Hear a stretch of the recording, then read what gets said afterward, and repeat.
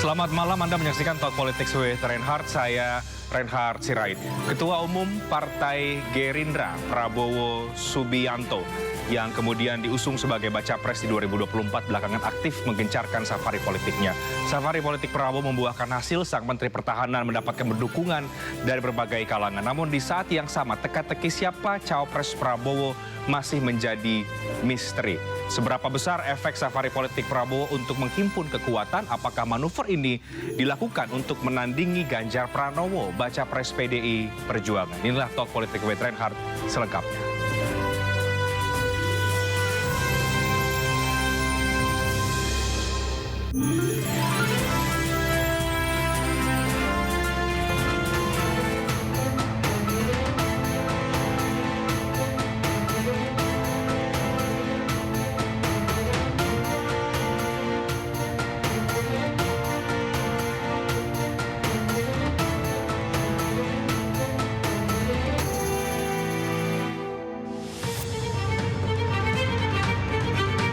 Ketua Umum Partai Gerindra, Prabowo Subianto, melakukan sejumlah manuver dan pergerakan politik dengan menemui sejumlah tokoh usai PDI Perjuangan mengumumkan Ganjar Pranowo sebagai calon presiden 2024.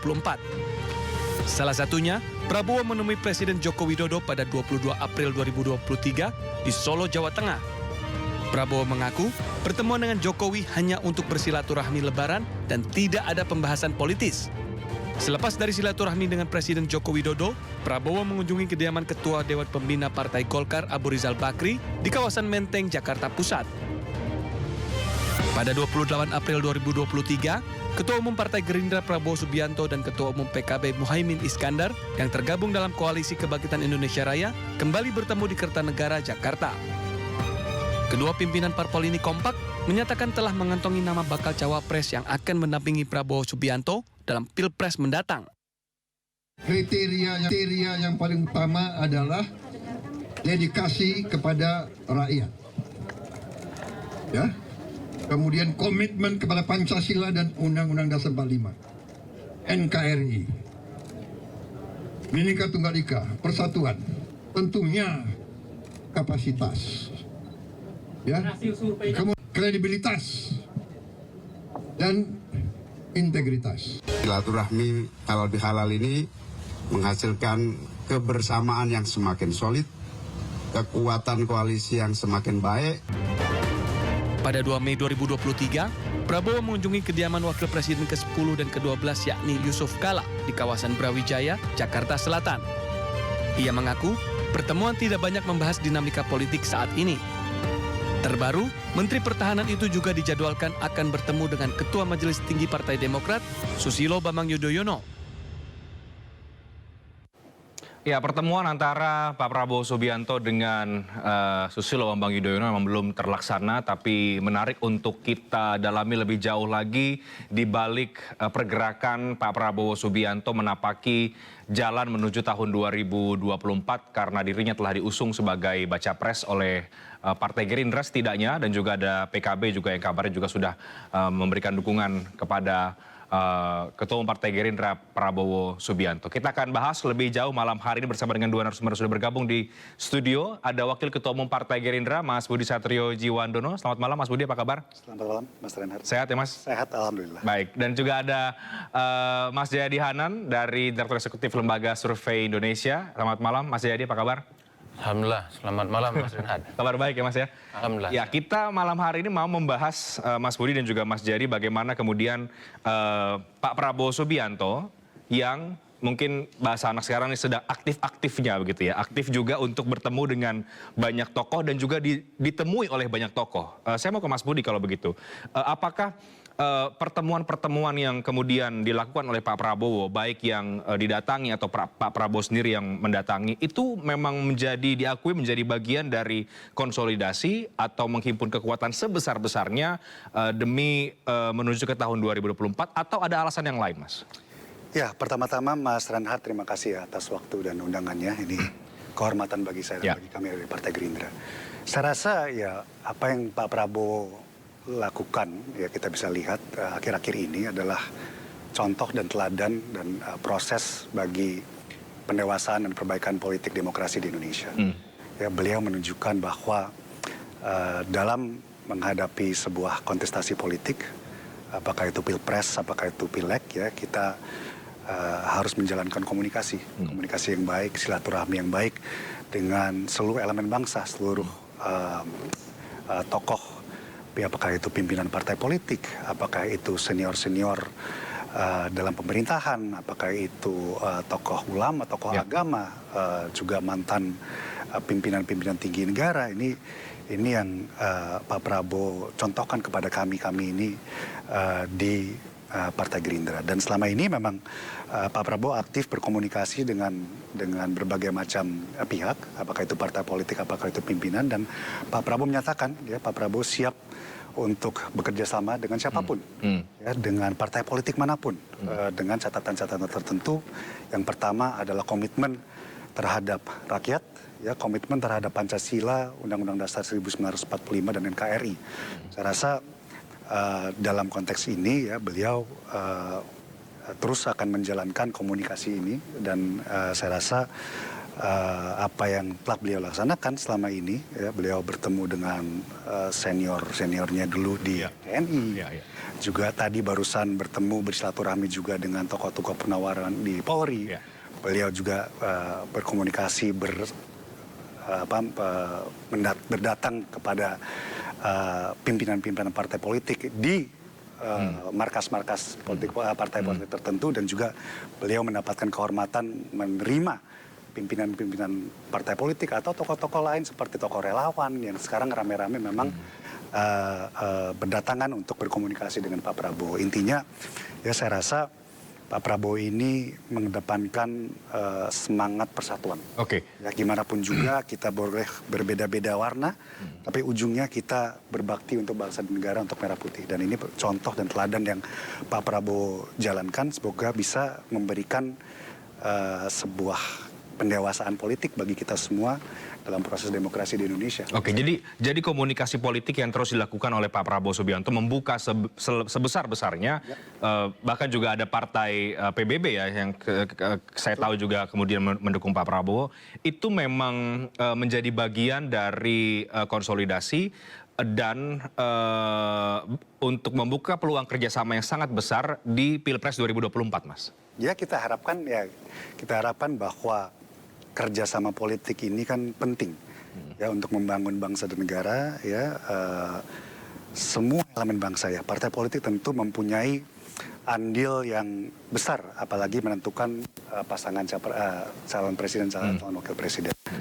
Dan membangun sebuah kekuatan ini, ya, membutuhkan pendekatan, komunikasi, dan insya Allah nanti, ya, sebuah persamaan persepsi, dan moga-moga, ya, dengan komunikasi ini, ya, memang nanti akan menjadi sebuah semangat bersama lah untuk membangun bangsa di waktu yang akan datang. Ya, menarik Pak Jayadi tadi Mas Budi mengatakan memang ada ruang komunikasi yang sangat lebar dibuka Pak Prabowo Subianto dan juga dukungan yang terus mengalir. Kalau kita lihat juga, ya, Mas Jayadi, belakangan ada tokoh-tokoh yang hadir, ada Pak Wiranto datang, kemudian juga Pak Prabowo juga aktif mendatangi banyak sekali tokoh-tokoh yang mungkin juga kita bisa bilang punya cukup pengaruh yang cukup besar begitu, ya. Apa yang Mas Jayadi lihat dari pergerakan Pak Prabowo ini dan derasnya dukungan yang mungkin kita lihat kepada Pak Prabowo dalam upaya untuk menuju ke tahun 2024? Kalau Pak Prabowo ingin menang Pilpres 2024, pertama dia harus mempertahankan sebanyak mungkin pemilih dia di tahun 2019 lalu. Kalau 100% bertahan, tetap nggak cukup untuk menang. Kan 44,5%. Kalau yang maju 3 nama, Pak Prabowo, Ganjar, Anies, maka kemungkinan besar 44,5% suara Pak Prabowo itu tidak utuh nanti. Bisa pecah, ya? Ya, sekarang udah pecah kan? Sekitar 20%-an pindah ke Anies.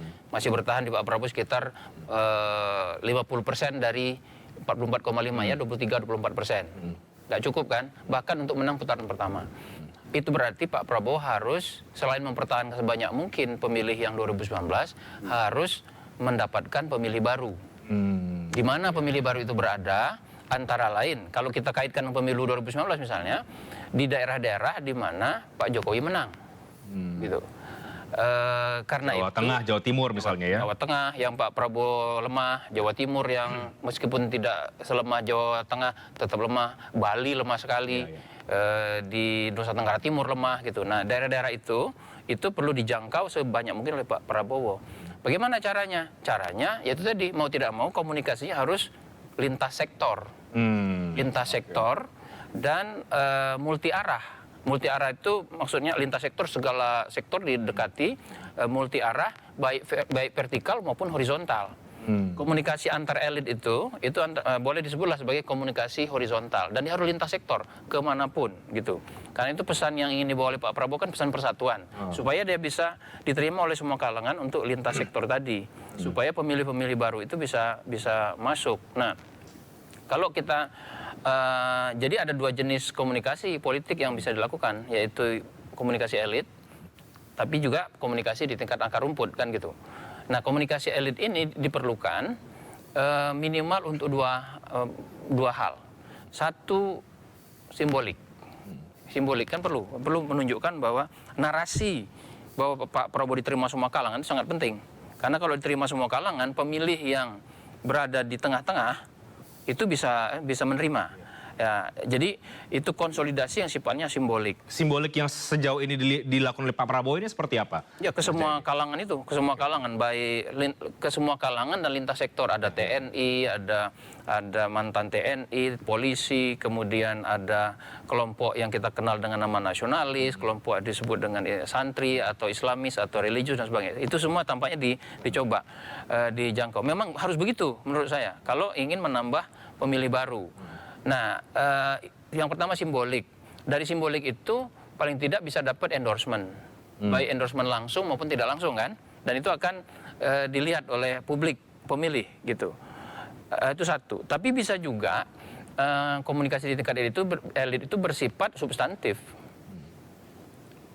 Jangan lupa banyak elit yang dihubungi oleh Pak Prabowo itu punya massa, gitu, punya massa. Meskipun itu tidak menjamin menghubungi elitnya lalu masanya ikut, tapi kan itu langkah pertama untuk mengajak massa dari para elit itu. Ya, tentu masanya juga beragam. Itu pentingnya. Tapi saya kira komunikasi politik Pak Prabowo itu pasti tidak akan berhenti di tingkat elit saja kan.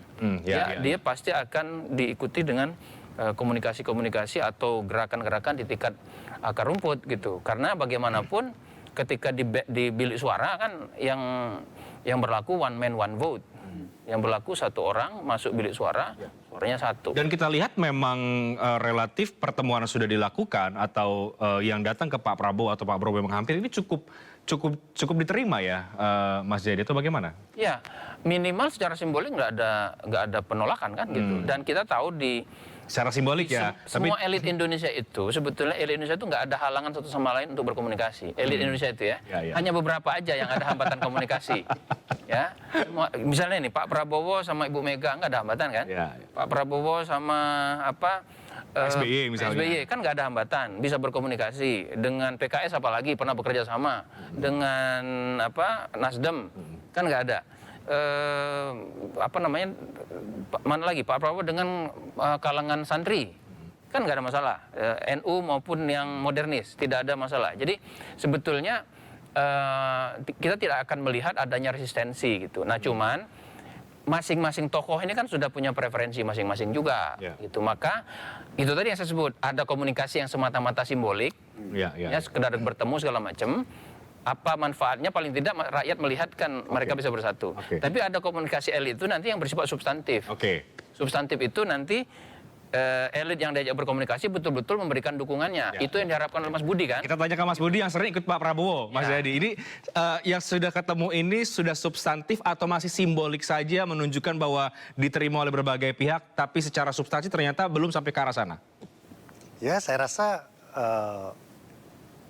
ada sebagian, tapi yang kami tangkap itu memang dukungannya cukup substantif ya, yang kami tangkap. Dan kan kita bisa lihat Pak Prabowo sekarang juga mengedepankan fokus beliau sebagai Menteri Pertahanan. Memang beliau sehari-hari kan sibuk menjalankan tugasnya yang utama, yaitu sebagai Menteri Pertahanan. Tapi saya kan juga nanti ada saatnya, tadi kan Pak Jayadi bilang, komunikasi politik itu tidak terjadi hanya di elitnya saja, tapi nanti kita juga akan jemput bola ke akar-akar rumput. Dan nanti akan, saya rasa dengan kemarin kita baru mendaftarkan calon-calon legislatif kami dari Partai Gerindra, itu kan akan menjadi juga semacam gerakan yang akan juga menjemput bola di akar rumput juga. Kira artinya meyakinkan, menjelaskan kepada rakyat banyak mengenai Pak Prabowo. Di samping nanti Pak Prabowo juga akan melaksanakan, saya rasa di saat kampanye terbuka, nanti saya rasa Prabowo akan juga menjalankan jemput bola kepada pendukung-pendukung. Oke, jadi di elit tetap dilakukan, di grassroots juga tetap dilakukan. Yang tadi yang juga tadi Pak Jayadi katakan, Mas Budi, bahwa memang Pak Prabowo harus menciptakan pemilih-pemilih baru, berangkat dari di 2019, terutama di daerah-daerah yang kemarin kalah. Apakah ini juga Anda sepakat dengan hal itu, Mas Budi, bahwa yang dilakukan Pak Prabowo sekarang itu adalah bagian untuk menciptakan pemilih baru, karena ada potensi pemilihnya Pak Prabowo ini pindah ke kubu yang lain begitu? Saya melihat bahwa Pak Prabowo ini adalah seorang tokoh yang benar-benar mampu mendapatkan atau menggabungkan suara dari berbagai macam pihak. Artinya begini, kalau sekarang kita melihat bahwa potensi pasangan capres-cawapres ini sekarang kalau kita lihat kan kemungkinan ada 3. Tapi dengan teladan, dengan contoh yang Pak Prabowo berikan selama ini, ya beliau mengundang, membuka pintunya selebar-lebarnya, beliau berkomunikasi dengan segala macam pihak. Orang mulai melihat, orang bisa melihat bahwa Pak Prabowo ini benar-benar seorang yang nasionalis, merah putih, bisa mengedepankan persatuan. Beliau bisa mendapatkan dukungan suara dari, katakanlah kalau misalnya nanti ada calonnya Pak Ganjar, beliau bisa mendapatkan suara dari kubunya Pak Ganjar lah ya, juga beliau bisa mendapatkan suara dari kubunya Pak Anies juga. Jadi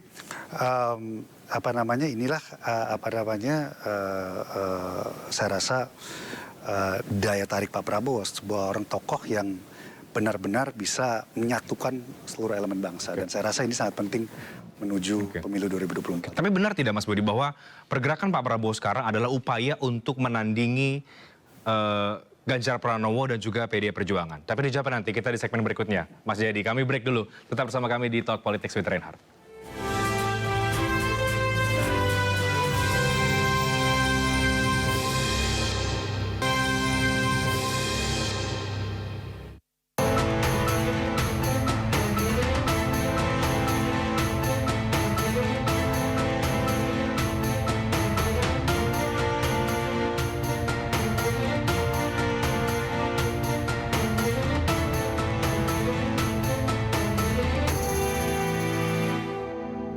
Ya, saya lanjutkan masih bersama dengan Mas Jayadi Hanan dan juga Mas Budi Satriojiwandono. Tadi terputus, Mas Budi, soal apakah kemudian ini kan semakin aktif ketika PDI Perjuangan mengumumkan baca presnya, yang kemudian banyak dianggap ini mengubah peta politik, mengubah bandul politik. Apakah yang dilakukan Pak Prabowo juga sebetulnya dalam upaya untuk menandingi baca pres Ganjar Pranowo, karena secara survei kedua nama ini kerap kali kemudian saling salip menyalip, Mas Budi? Ya, mungkin kita nggak menyebutkan menandingi lah, tapi kan dalam upaya untuk meyakinkan rakyat Indonesia mencari kepercayaan, itu kan it takes time, Mas. Itu kan memang butuh proses, butuh upaya yang sungguh-sungguh untuk meyakinkan, mendapatkan kepercayaan rakyat. Dan ini semata-mata yang dilakukan ya memang kita mau mencari suara menuju 2024 dan kita berkolaborasi itu atau bertanding itu nggak usah dengan tegang-tegangan, ya kita bertanding tapi bisa dengan cara yang sehat, dengan cara yang damai dan sejuk. Ya, Pak Prabowo kemarin mengingatkan bahwa ya siapapun nanti tokoh-tokoh yang maju itu juga pasti yang putra-putra terbaik, putra atau putri terbaik bangsa. Dan beberapa kali Pak Prabowo mengatakan ya beliau mengenal Mas Anies, beliau mengenal Mas Ganjar. Mereka adalah putra-putra terbaik bangsa juga yang memang mempunyai niat untuk berbakti untuk bangsa negara. Jadi kita tidak melihat itu ada sebuah pertandingan dalam arti kompetisi yang gontok-gontokan, tidak. Tapi memang kita mau mendapat mandat dan kepercayaan oleh rakyat dan kami bersama-sama, ya Pak Prabowo tentunya sebagai ujung tombak kami, pimpinan kami, dan kami yang ada di samping beliau, di belakang beliau, kami sama-sama melengkapi untuk meyakinkan seluruh elemen bangsa. Dan itu kita bergotong royong, berkolaborasi, apakah itu komunikasi politik di tingkat elit, tapi juga di akar rumput kita rajin turun, dan saya rasa apa yang telah diteladani Pak Prabowo selama ini mulai kena ke masyarakat umum. Mereka melihat bahwa Pak Prabowo ini juga seorang sosok mantan prajurit dan benar-benar mempunyai keikhlasan, kesungguhan untuk mengembangkan tenaga dan pikirannya untuk bangsa Indonesia. Oke. Jadi ini bukan soal untuk menandingi Pak Ganjar Pranowo, bukan begitu kira-kira ya Mas Budi. Tapi ini upaya memang untuk mendapatkan, memenangkan hati rakyat, kira-kira begitu Mas Budi. Ya. Oke. Saya ke Mas Jayadi. Seberapa besar menurut Mas Jayadi pergerakan Pak Prabowo ini juga dipengaruhi oleh faktor pencapresan Pak Ganjar Pranowo, atau itu tidak berpengaruh sama sekali karena mungkin juga sudah banyak yang memprediksi bahwa PD Perjuangan akan punya calon sendiri, Mas? Kalau berpengaruh sih berpengaruh. Tapi kalau disebut pencapresan Pak Ganjar itu mengubah peta, enggak menurut saya. Dia memperjelas peta aja. Memperjelas petanya, jadi ada di mana begitu ya? Kan Mas Reinhardt sudah tahu 2 tahun lalu kan. Bahwa kemungkinan besar PD itu nyalonin Pak Ganjar atau Ibu Puan kan itu. Kita kan dalam politik itu kan tidak semuanya seni yang tidak bisa diukur.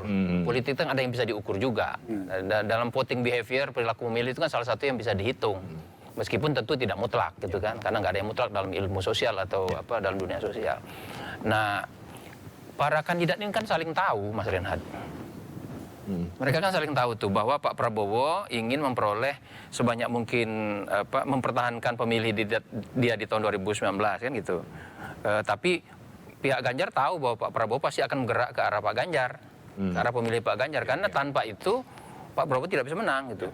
Sama juga Pak Prabowo tahu bahwa Ganjar itu perlu mempertahankan sedapat mungkin pemilih Pak Jokowi yang dianggap lebih loyal ke Ganjar kan gitu. Demikian juga dengan Pak Anies gitu. Pak Prabowo tahu bahwa salah satu basis Pak Anies itu mirip atau sama dengan basisnya Pak Prabowo. Jadi mau tidak mau kan beririsan, sehingga ya saingan di dalam kolam suara yang sama.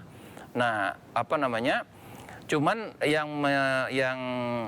mungkin ya yang menguntungkan bagi Pak Prabowo itu kalau kita bikin spektrum kiri sampai kanan, kiri jauh sampai kanan jauh itu cenderung Pak Anies. Oke. Kiri jauhnya Pak Ganjar kan gitu. Di antara 3 itu, Pak Prabowo itu cenderung di tengah-tengah. Jadi gerakannya lebih luas. Bisa tengah ke kanan, ya bisa tengah ke kiri. Dan itu menguntungkan sekali ya. Dalam konteks pemilu presiden, biasanya pemilih itu kebanyakan itu ada yang di tengah, kanan ke tengah, sama kiri ke tengah. Kebanyakannya begitu, rumusnya begitu. Nah, siapa kandidat yang bisa berada di tengah-tengah itu, dia cenderung akan punya keuntungan yang lebih besar dibandingkan kandidat yang mengambil posisi kanan banget atau kiri banget gitu. Nah, itu ya makanya kan kalau kita lihat pesannya Pak Prabowo kan pesan persatuan. Karena itu pesan tengah-tengah gitu. Jadi itu satu. Jangan lupa juga bahwa kalau kita belajar dari pemilu 2019, basis utama Pak Prabowo itu adalah tengah ke kanan. Kalau kita mau menggunakan istilah itu. Atau ada yang di tengah agak ke kiri ada. Nah, Pak Prabowo sekarang itu sedang mencoba mempertahankan yang tengah ke kanan itu sejauh mungkin ke kanan, sambil memperluas pemilihnya itu dari tengah ke kirinya agak jauh gitu. Pak Ganjar menghalangi itu, mencoba menahan gitu kan. Ya begitulah kan kompetisi politik. Itu kita tidak usah menangis itu kan memang dalam segala hal, bisnis itu kan ada kompetisi. Politik juga ada kompetisi. Saya kira itu yang dilakukan. Jadi kalau Mas Reinhardt bertanya apakah itu menandingi? Iya. Mereka bertanding kok, ya kan? Mereka saling bertanding. Cuma benar kata Mas Budi tadi, ya bertanding jangan sampai dianggap musuh abadi gitu. Jadi karena jangan lupa, kalaupun mereka anggap musuh-musuhan, kalau 3 yang maju, kan kemungkinan itu jadi 2 putaran. Nanti digabung lagi begitu. Berarti kan jadi kita mau rame-rame itu ke segala multisektor, lintas sektor, multi arah itu, selain simbolik, substantif, juga strategis. Strategisnya apa? Ya kan kita harus jaga-jaga. Kalau nanti ternyata si A yang masuk putaran kedua, kan kita harus berkolaborasi dengan yang tidak masuk putaran kedua gitu. Dan kalau dilihat dari data-data hasil survei, untuk sementara kita bisa mengatakan 3 nama itu masih punya peluang semua untuk masuk ke putaran kedua. Pak Prabowo punya, Pak Ganjar punya, Pak Anies masih punya gitu. Maka sangat mungkin di putaran kedua itu Pak Ganjar lawan Prabowo misalnya, atau Pak Ganjar lawan Anies, atau Pak Prabowo lawan Anies gitu. Nah kalau misalnya ternyata Pak Ganjar lawan Pak Prabowo di putaran kedua, berarti Pak Prabowo kan mau tidak mau mencoba sebanyak mungkin membujuk pemilih yang memilih Pak Anies. Dan sebaliknya, kalau ternyata yang bertarung itu nanti Pak Ganjar dengan Pak Anies misalnya, maka Pak Anies yang paling dekat adalah mendekati Pak Prabowo gitu. Demikian juga kalau misalnya ya Pak yang maju di putaran kedua adalah Pak Prabowo lawan Pak Anies. Pak Prabowo dan Pak Anies akan mencoba sedapat mungkin berkolaborasi dengan para pemilihnya Pak Ganjar gitu. Nah itu tadi saya bilang, kalau Pak Prabowo berada di tengah-tengah, siapapun yang maju di putaran kedua, lawan Pak Prabowo di putaran kedua, Pak Prabowo bisa bergerak kan? Kalau yang maju Ganjar lawan Pak Prabowo bisa bergerak ke kanan. Kalau yang maju di putaran kedua itu adalah Anies dengan Pak Prabowo bisa bergerak ke kiri. Jadi kayaknya itu strategi yang masuk akal gitu saat ini. Nah kalau begitu menurut Mas Jayadi, posisi Pak Prabowo sekarang dengan bakal calon kontestan ini dan situasi politik sekarang lebih menguntungkan? Dari hitung-hitungan hasil survei sementara memang begitu. Kalau kita sudah simulasi tuh. Bukan hanya kita ya, banyak lah gitu ya. Teman-temannya Mas Reinhardt juga untuk melakukan simulasi. Teman-teman Mas Jayadi juga ya, itu melakukan simulasi. Kalau misalnya Pak Prabowo berhadapan dengan Ganjar di putaran kedua, pertanyaannya kemana pemilih Anies? Nah, lagi-lagi tadi kan saya bilang pemilih Anies itu kalau mau disederhanakan kanan kan, Aniesnya kanan. Berarti kan susah itu lompat dari kanan ke kiri jauh. Gitu. Maka lompatnya ke tengah. Jadi data menunjukkan bahwa kecenderungan pemilih Anies di putaran kedua memilih Pak Prabowo. Kalau misalnya ternyata Pak Prabowo dengan Pak Anies yang bertarung di putaran kedua, maka pemilih Ganjar itu lebih cenderung memilih Pak Prabowo. Karena kan posisinya di tengah tadi. Jadi dua kandidat yang lain tentu sadar itu. Tapi saya kira kalau polanya seperti itu tetap bertahan, asal Pak Prabowo bisa mempertahankan jumlah pemilih yang dia kalah di tahun 2019 lalu, atau katakanlah kalau Pak Prabowo bisa mempertahankan atau menarik sebanyak mungkin pemilih Jokowi di 2019, potensinya untuk menang di putaran kedua itu cukup besar gitu. Menarik. Jadi goal jangka pendeknya itu sekarang adalah bagaimana caranya dengan asumsi 3 maju ya. Goalnya adalah bagaimana caranya masuk putaran kedua. Dan kalau putaran kedua Pak Prabowo masuk, maka itu untuk putaran kedua itu Pak Prabowo harus memperoleh minimal 35%. Sekarang sudah 31, 32 kan? Tinggal nambah 3. Masuk akal Mas Budi, atau ada tambahan dari Mas Budi tadi apa yang analisisnya Mas Jayadi Hanan tadi soal posisi Pak Prabowo yang ada di tengah dan lain sebagainya? Kebetulan kan waktu Mas Jayadi kemarin merilis surveinya yang terakhir kan saya mendapatkan hormat dapat menjadi pembicara, dan saya menyimaki angka-angka yang disajikan, dan memang kami juga yakin dan semangat bahwa dengan karakter dan teladan yang diberikan oleh Pak Prabowo ini, itu dia. Ya, saya rasa Pak Prabowo itu posisinya sangat baik ya untuk bisa benar-benar menggait voters dari semua kalangan pihak. Dan kalau nggak salah saya melihat dari kalangan partai-partai pemilih partai politik, ya Pak Prabowo bisa misalnya mendapatkan dukungan dari pemilih PDI Perjuangan misalnya, ataupun dari partai-partai lain. Pak Prabowo itu cukup tersebar dengan baik ya. Jadi tentu itu memberikan kami semangat ya, dan tapi kami juga ya tidak mau terlalu kita mau waspada terus sampai hari pemilihan. Sekarang seperti Pak Jayadi katakan, asumsi 3 tokoh ini mempunyai kesempatan yang masih sama. Kira-kira semuanya masih memiliki kesempatan untuk lanjut ke putaran kedua. Jadi kita pokoknya sekarang kita tuh lagi fokus ya merapatkan barisan ya, menguatkan struktur kami. Kami kemarin baru mendaftarkan caleg kami yang kami yakini mampu untuk nanti berkompetisi secara sehat. Dan kami yakin bahwa hasil nanti akan baik, tapi tentu perjalanan masih dinamis, masih panjang. Ya untuk itu ya kami terus mempersiapkan segala sesuatu. Oke. Tapi PR-nya juga lumayan ya ternyata Mas Budi. Artinya mempertahankan pemilih yang lama atau menambah pemilih yang baru supaya paling tidak bisa masuk ke putaran kedua dulu deh gitu. Kalau putaran kedua mungkin nanti berbeda lagi ceritanya. Tapi apakah sekarang ini itu menurut teman-teman di Partai Gerindra jauh lebih susah atau justru sebaliknya Mas Budi? Saya rasa apa yang saya katakan tadi ya, contoh-contoh yang diberikan Pak Prabowo selama ini untuk saya itu memudahkan kami untuk meyakinkan para pemilih bahwa Pak Prabowo selama ini memberikan teladan ya, contoh-contoh untuk menjadi seorang tokoh yang bisa mempersatukan bangsa ini. Itu mudah untuk kami jelaskan kepada rakyat, dan itu berlaku kepada pemilih Pak Prabowo di tahun 2019 maupun yang belum memilih Pak Prabowo pada saat itu. Dan kami merasakan betul di akar rumput ya, saya termasuk salah seorang dari Partai Gerindra yang memang sekarang mendapat kepercayaan oleh masyarakat di Kalimantan Timur ya, di mana saya turun ya, saya bertemu dengan konstituen dari tahun 2019 sampai sekarang. Itu banyak yang memang tadinya belum yakin dengan Pak Prabowo, sekarang kami yakin dengan Pak Prabowo, dan memang ini adalah saat beliau untuk melanjutkan kepemimpinan dari Presiden Joko Widodo. Oke. Itu kami rasakan betul Mas Renhard di akar rumput. Ya. Nah, yang terbaru juga Mas Jayadi ada musra ya. Tadi sempat kita bahas sedikit. Arahnya kemudian memberikan 3 nama, Pak Prabowo, Pak Erlangga, dan juga Pak Ganjar Pranowo. Banyak yang kemudian membaca bahwa sedikit banyak atau mungkin sangat berpengaruh bagaimana pergerakan relawannya Pak Jokowi. Dari hasil musra itu, menurut Mas Jayadi, seberapa besar kemudian relawan Pak Jokowi itu memang mau mendukung Pak Prabowo, atau ini bisa pecah juga ke nama-nama yang lain?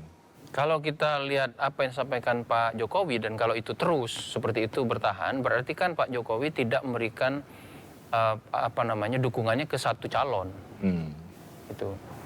Memang ada 3 nama ya yang kalau disebut oleh musranya, bukan oleh Pak Jokowi. Pak Jokowi nggak nyebut nama. Yang disebut itu kan Pak Prabowo, Pak Ganjar, sama Pak Erlangga gitu. Tapi di antara 3 ini kan secara elektoral yang lebih potensial untuk maju sebagai capres kan Pak Prabowo sama Pak Ganjar gitu. Itu berarti tampaknya dugaan saya ya. Kalau Pak Jokowi itu punya satu dukungan saja, dia pasti sebut kemarin ya. Kemarin pasti sebut.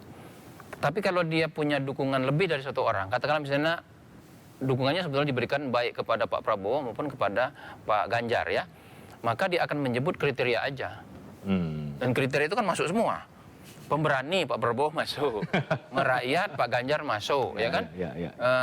Apalagi suka turun, ya, tidak hanya di istana, masuk semua, gitu kan?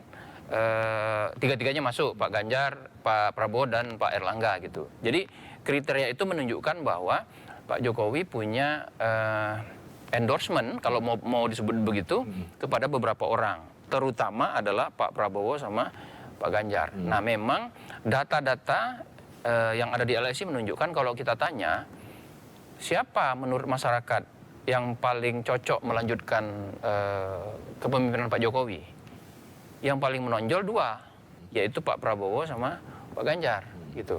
Jadi entah itu karena Pak Jokowi yang menunjukkan selama ini 2 itu, atau sebaliknya kan? Sebaliknya Pak Jokowi melihat masyarakat kepengennya di antara 2 itu, maka Pak Jokowi kemudian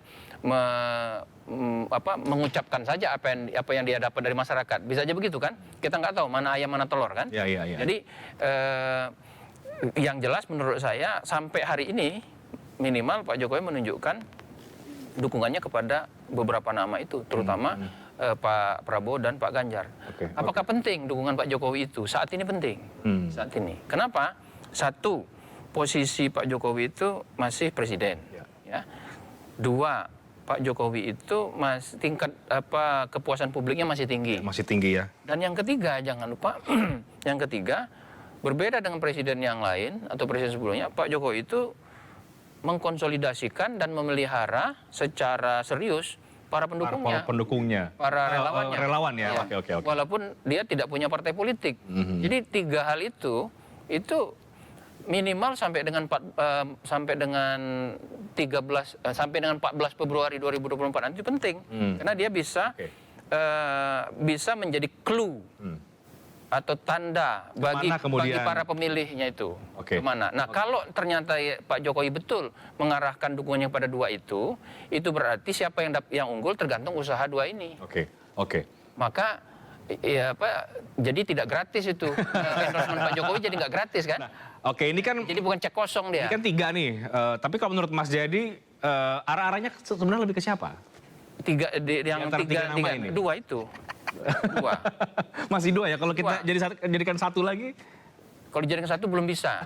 2 itu saya lihat. Tapi kalau kita lihat data survei, masyarakat untuk sementara ya menangkap yang dimaksud Pak Jokowi lebih ke Pak Prabowo. Nah, data survei kami terakhir di pertengahan April, 12 sampai 17 April itu menunjukkan bahwa kita kan tanya pertama, apakah Anda ada pandangan bahwa presiden berikutnya harus sejalan atau menjadi pelanjut dari presiden sekarang, itu Pak Jokowi? Mayoritas setuju tuh, masyarakat pemilih. Yang nggak setuju sekitar 25%-an. Lalu kita tanya lagi di survei itu, siapa yang Anda anggap paling pantas atau paling cocok menjadi pelanjut Jokowi? Di antara 3 nama kita sebut, yang 3 nama itu ya. Nah, yang dapat angka paling tinggi Pak Prabowo 37%-an. Lalu Pak Ganjar 33-32.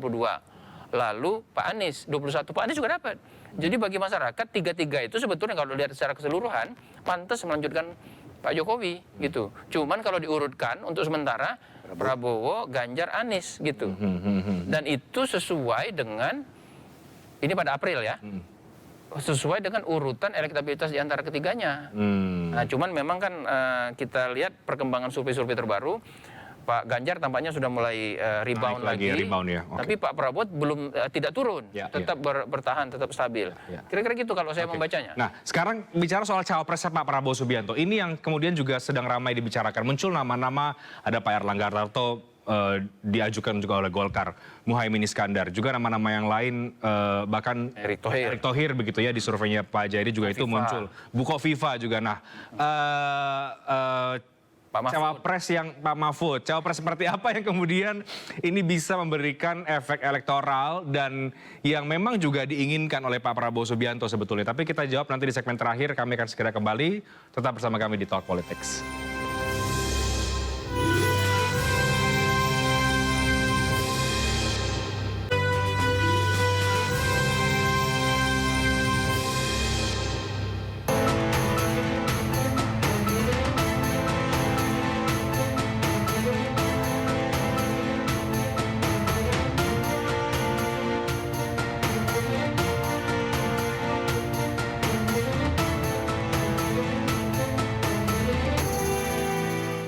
Baik, segmen terakhir.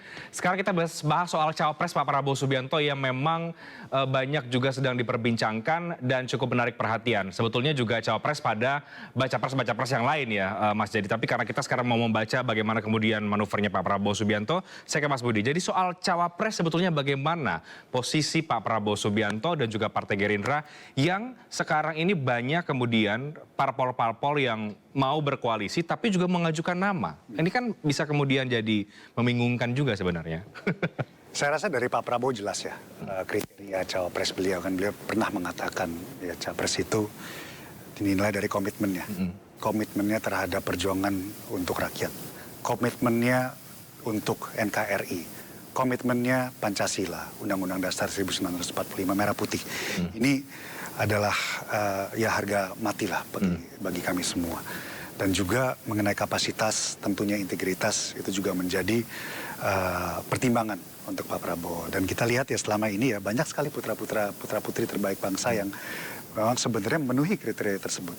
Tapi ya perlu dicatat ya bahwa sesuai dengan perjanjian kerjasama politik kami dengan PKB ya, karena nanti masalah capres dan cawapres itu akan bersama-sama ditentukan oleh Pak Prabowo selaku Ketua Umum Partai Gerindra dan Pak Muhaimin Iskandar selaku Ketua Umum PKB. Dan selama perjalanan ini kan ini masih berkembang terus, masih sangat dinamis. Tentu koalisi Kebangkitan Indonesia Raya ini masih ingin memperlebar barisan. Kita ingin mengajak lagi teman-teman partai politik lain untuk bergabung di dalam koalisi kami. Dan tentu pasti ya setiap partai politik itu saya rasa sangat bahwa mereka ingin memajukan tokoh-tokoh mereka. Apakah itu ketua umum mereka atau tokoh terbaik mereka, itu kan saya rasa suatu yang humanis lah, bahwa sebuah partai politik ingin mengajukan ketua umum. Tapi intinya ya Pak Prabowo tadi komitmen terhadap Pancasila, Undang-Undang Dasar 1945, KRI, ya, dan kapasitas dan integritas. Ini menjadi pertimbangan yang sangat akan diperhitungkan. Tapi banyak tokoh-tokohnya ya. Saya rasa sekarang ya Pak Muhaimin Iskandar ya sebagai salah satu tokoh yang mempunyai kans yang sangat kuat karena beliau memegang mandat dari Partai PKB. Tapi tentu kita melihat ini kita sekali lagi tadi komunikasi politik berjalan terus, dan saya rasa di dalam rembuk atau musyawarah yang nanti akan terus terjadi ini nantinya ya kita sama-sama bersabar, Mas Reinhardt. Menunggu. Jawabannya itu ya, kita harus bersabar sebetulnya. Kita bersabar sampai nanti hari kita mendaftarkan. Tapi begini, apakah ada misalnya kriteria lebih spesifik, apakah harus berlatar belakang NU misalnya, atau kalangan non Jawa misalnya? Kan biasanya kan konfigurasinya kan begitu-gitu aja kan, nasionalis, religius, Jawa, non Jawa. Nah, apakah itu juga yang kemudian menjadi pertimbangan faktor-faktor seperti itu, Mas Budi? Ya, kita melihat kita ingin melengkapi ya, tadi kan Pak Jadi juga menerangkan kita kemarin agak tertinggal di Jawa Tengah ya Pak Jayadi ya, tapi juga di Jawa Timur, di mana ya, Jawa Timur itu dengan votersnya yang cukup besar itu juga cukup menentukan nanti. Ya, kami melihat ini menjadi ya, sebuah opsi potensi yang perlu kita pertimbangkan juga mengenai electoral map yang ada di dunia perpolitikan Indonesia. Dan tentu ini nanti menjadi pembahasan yang akan menjadi topik hangat. Dan siapapun itu nanti tentu komitmen yang tadi saya katakan itu menjadi parameter yang sangat penting, tapi juga nanti dipertimbangkan kekuatan-kekuatan yang calon-calon cawapres ini berikan kepada electoral map yang ada di peta politik di Indonesia. Ya, jadi jelas ya, cawapres harus memberikan efek elektoral yang signifikan gitu ya Mas Budi ya. Oke, itu pasti. Nah, saya ke Mas Jadi, kemarin kita lihat juga dari surveinya LSI ya Mas Jadi, ada simulasi tuh. Ada kuat juga dengan Prabowo Erlangga, Prabowo Erick Thohir, Prabowo Muhaimin Iskandar. Nah, kalau dari analisisnya Mas Jadi, kemudian cawapres yang bagaimana? Siapa yang paling mungkin dipilih Pak Prabowo? Dipilih Pak Prabowo. Pak Prabowo aja ini ya. Ya. Pertama tentu yang akan dipakai itu kriteria kan. Nah, saya mau ikut cara Mas Budi. Pertama ada kriteria umum, disebut Mas Budi tadi. Kriteria umum yang tadi kredibilitas, integritas, kapasitas, NKRI segala macam. Kalau kriteria umum nama-nama yang disebut masuk semua. Ya kan? Masuk ke masuk memenuhi syarat kriteria. Memenuhi syarat. Sampai hari ini, kecuali kalau terbukti nanti ada yang tidak kredibel misalnya kan, misalnya ternyata kena skandal korupsi atau apa. Sampai hari ini semua masuk kriteria itu. Nah, yang tidak mudah itu kriteria khusus. Nah, kalau menurut saya Pak Prabowo, dugaan saya nih akan menggunakan sejumlah kriteria khusus. Satu, elektabilitas. Dari segi elektabilitas tidak ada bakal cawapres yang dominan, baik secara individu maupun kalau dipasangkan dengan Pak Prabowo, nggak ada. Maka Pak Prabowo bisa sama Muhaimin, bisa sama Pak Erlangga, bisa sama Pak Erick Thohir, bisa juga sama Pak Sandi, dengan Ibu Hovifah juga bagus, dan seterusnya. Kalau hanya aspek elektoral, banyak sekali pilihan. Dengan demikian, faktor elektoral penting, tapi dia tidak menjadi penentu. Lalu kita masuk ke kriteria khusus kedua, apa itu? komplementaritas. Ini capres sama cawapres saling melengkapi enggak? Saling melengkapi itu dua pengertian. Saling melengkapi dari segi elektoral maupun saling melengkapi dari nanti kalau dia memerintah. Kalau memerintah kan ini kapasitas, kapasitas. Itu masuk, itu sudah kita sebut dari banyak ya. Semua ini kan punya kemampuan. Nah dari segi komplementaritas itu tadi Mas Rehan sebut, pakemnya itu nasionalis digabungkan sama santri atau religius. Pak Prabowo itu sudah kami uji tuh di berbagai riset. Pak Prabowo bersama Partai Gerindra itu di persepsi masyarakat sebagai partai nasionalis, Mas Budi. Itu datanya tuh. Kalau Pak Muhaimin bersama PKB itu dianggap sebagai partai santri, partai nasionalis atau partai yang cenderung lebih Islam. Nah, dalam konteks itu maka yang unggul siapa? Kalau katanya ada, katakanlah kita sebut 3 nama atau 4 nama yang mungkin, 3 nama aja yang mungkin. Pak Muhaimin, Pak Erlangga, sama Pak Erick Thohir ya. Dari kriteria kedua ini, nasionalis dan religius. Yang unggul Caimin. Karena kalau Pak Erlangga kan Partai Golkar. Itu sama dengan Partai Gerindra di persepsi masyarakat sebagai partai nasionalis. Dan kita tahu Partai Gerindra itu dulu Pak Prabowo kan pengurus Golkar gitu. Jadi Pak Muhaimin yang unggul di situ. Bagaimana Pak Erick Thohir? Pak Erick Thohir meskipun sudah menjadi anggota Bansar NU tapi tidak punya partai gitu. Dan tampaknya persepsi dia sebagai NU atau religius tidak sekuat persepsi Caimin. Itu kriteria komplementaritas. Komplementaritas yang kedua banyak nih kalau komplementaritas. Contoh kita sebut 2 aja. Yang kedua adalah soal saling melengkapi nggak dari segi ini pemenangan wilayah, strategi wilayah. Pak Prabowo kuat di Jawa Barat, tapi dia lemah di Jawa Timur atau tidak kuat di Jawa Timur. Maka dia perlu orang yang kira-kira bisa mengambil dari Jawa Timur. Siapa itu? Lagi-lagi kan paling tidak secara kualitatif Caimin. Kenapa begitu? Kenapa kok Erlangga enggak? Karena Erlangga dengan Partai Golkarnya, dengan mesin partainya itu cenderung dianggap lebih kuat di luar Jawa. Merata secara nasional. Itu komplementaritas. Ada banyak lagi komplementaritas yang lain. Faktor ketiga yang bisa kita lihat adalah faktor, saya menyebutnya faktor kesejarahan. Siapa duluan berkoalisi? Ya, Prabowo sama Gerindra dengan PKB. Iya, yang lebih duluan. Golkar belakangan, gitu kan? Iya. Jadi sudah. Meskipun sekarang kita mau lihat juga ada Golkar dan PKB koalisi inti. Nah itu membaca bagaimana tuh Mas Jadi itu?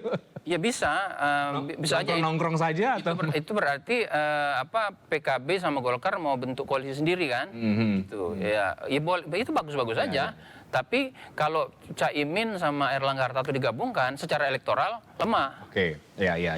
Jadi seperti kata Mas Budi tadi, partai-partai kan kepengen mencari potensi kemenangan. Itu faktor baru kriteria khusus komplementaritas loh. Lalu belum ada lagi kemudian faktor lain tuh jangan lupa kompetisi politik itu kan seluruh Indonesia pilpres itu kan memerlukan stamina dari segi tenaga maupun stamina dari segi sumber daya. Ya betul, logistik ya. Betul, logistik.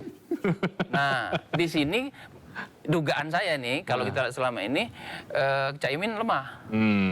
Okay. Kalah dia sama Erlangga dan juga Erick Thohir. Nah, di situ keunggulannya. Jadi kalau kita hitung dari kriteria khusus itu, Caimin unggul 3-2 lah gitu.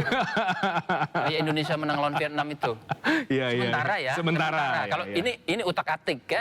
Berdasarkan data-data yang ada. Tentu saja seperti kata Mas Budi, perkembangannya kan masih dinamis. Intinya pertimbangannya sangat banyak, Mas. Iya, intinya banyak. Untuk itu kita sama-sama bersabar. Tapi udah ada belum sih di kantongnya Pak Prabowo sebenarnya? Kalaupun tidak mau nyebut nama ya, misalnya sebenarnya sudah ada begitu Mas Budi. Kayaknya di kantongnya Pak Prabowo sih ada. Saya pun belum tahu. Ya, apa 1, apa 2, apa 3 aja. Oke. Ya. Jadi sekarang menurut saya sudah ada prioritas. Oh, prioritas ya. Oke. Jangan-jangan prioritasnya kayak saya sebut tadi. Muhaimin, Erlangga, baru Erick Thohir. Mungkin ya. Itu salah satu kemungkinan kan? Iya. Tapi kalaupun misalnya Mas Yadi, tadi sempat kita diskusikan juga, kalaupun sudah ada sebetulnya nama itu, nama cawapresnya. Ya. Apakah memang diumumkan saja ke publik atau lebih baik disimpan dulu? Nah, dugaan saya tidak akan disimpan dulu. Akan disimpan dulu. Kenapa? Menarik ini pertanyaan. Ya. Kenapa akan disimpan dulu? Karena tidak ada calon capres-cawapres yang dominan, maka timing, termasuk timing pengumuman, itu menjadi bagian dari strategi. Kita ini kompetisi politik ini ya ibarat main catur lah, tapi caturnya 3 ya. Kalau 3 pasang berarti kan bukan 1 lawan 1, tapi 3. Pertanyaannya adalah siapa yang berani mengambil bidak putih duluan? Yang berani mengambil bidak putih duluan, berarti dia confident bahwa langkahnya misalnya 10 kali lebih maju dibanding yang lain.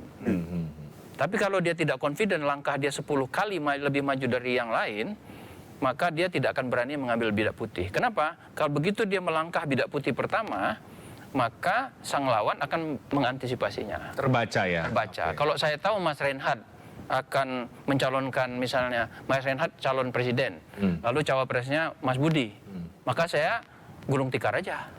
Gak mungkin menang, silakan. Udah, gitu. If you cannot beat him, you join him, gitu. Bisa jadi kan itu. Saya udah kalau gitu gak mungkin menang, saya ikut aja, gitu kan. Tapi kalau misalnya melihat, wah dia ternyata sama salah satu kameramen, oh berani saya, saya berani ngelawan, gitu kan. Misalnya gitu. Jadi itu berlaku. Maka itu saya sering secara bergurau mengatakan, dan ini selalu terjadi kan, di bahkan termasuk ketika ada calon yang dominan seperti di tahun 2019. Pengumuman cawapres itu siapa terjadi last minute. Lastminute.com itu yang tampaknya akan berlaku. Dan apakah itu juga akan berlaku, Mas Budi? Nanti kita akan melihat lagi lastminute.com, cawapres termasuk cawapres Pak Prabowo? Ya kalau kita lihat sekarang ya Mas ya, bahwa kembali ke tadi, setiap kekuatan partai politik akan mengajukan jagoannya. Dan pasti mereka akan bertahan untuk mengajukan jagoan itu sampai mereka bisa dapat. Dan tergantung ya nanti kita konsensusnya, musyawarahnya seperti apa, kesepakatan seperti apa ya. Mungkin itu akan terjadi, ya mungkin panjang. Ya makanya tidak tertutup kemungkinan bahwa lastminute.com lagi seperti lastminute.co.id. Biar beda ya. Biar beda sama 2019. Tapi Anda juga sepakat bahwa nama cawapres kalaupun sudah ada itu memang kemudian disimpan terlebih dahulu. Ya, kalau kita belajar tadi, kalau Pak Jayadi kan guru politik. Ya, kita ikutilah saran dari Pak Jayadi. Oke. Jadi sebetulnya kita masih harus menunggu, masih harus bersabar, tapi kita mencermati setiap pergerakan, setiap dinamika, karena ini sangat menarik bagi publik, dan publik juga wajib untuk mengetahui seperti apa kemudian nama-nama yang muncul ya, Mas Jerry dan juga. Tapi bagi publik, Mas Reinhardt, kan ada yang mengatakan begini, sebaiknya diumumkan saja cepat, supaya masyarakat tahu gitu. Menurut saya kalau sekarang masyarakat udah tahu. Oh capresnya si A, si B, si C. Cawapresnya paling nggak jauh-jauh dari si A, si B, si C. Gitu. Jadi masyarakat sudah tahu sebetulnya siapa yang bakal jadi capres, siapa yang bakal jadi cawapres. Cuman yang masih belum begitu jelas adalah soal pasangan yang fixnya siapa. Ya, pastinya siapa gitu ya. Oke, kita akan tunggu, tapi menarik untuk melihat bagaimana ini tangga politik akan terus dilewati oleh semua bakal calon, termasuk juga oleh Pak Prabowo Subianto. Apakah benar nanti nama-nama itu adalah yang masuk prioritas yang tadi kita sudah bahas, Mas Jerry, atau kemudian muncul kejutan yang lain, karena seringkali ada kejutan juga dalam politik. Tapi terima kasih Anda sudah menyaksikan Talk Politik with Reinhardt pada malam hari ini. Saya Reinhardt pamit, terima kasih, selamat malam.